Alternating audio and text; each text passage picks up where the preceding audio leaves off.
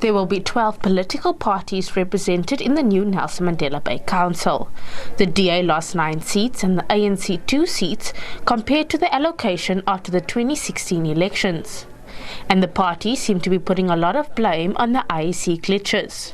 Regardless of the fact, the Metro will have to go into a coalition to avoid a hung council. I think we start looking at that coalition dynamic. We've noted instability, political and administrative instability from the previous coalition.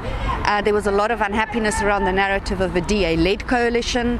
So I do think, when the bigger parties start their negotiations, there are 2 factors that are going to be key. One is how you engage with the smaller parties and taking them a lot more seriously than I believe was previously done, and having local buy-in from local political actors when you hash out those national agreements. Both the DA and ANC need 13 more seats to run the Metro. Whoever we might form a coalition with, if we want to form a coalition, should be people who share the same values with us, who understand that we have to deliver services for the people, and 2, that we must promote good governance. When it ventures into that particular space, it will do so in a principled manner, with parties that are committed to service delivery, to ensuring that there's stability, and as well the principle of proportionality.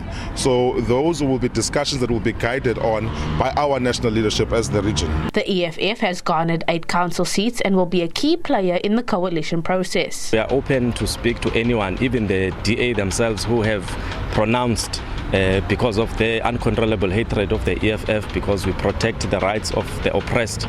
Then they've said that they are not willing to even talk to the EFF, which means that they are very emotional. And you can't be emotional when dealing with politics. We need people that will exercise wisdom, of which we trust the wisdom of our national leadership.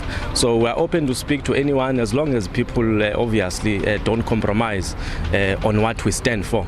Because, for instance, expropriation of land without compensation is our first cardinal pillar. We can never compromise on that. So if you're talking our language, there's no reason as to why we should not sit down or even listen to what you want to say.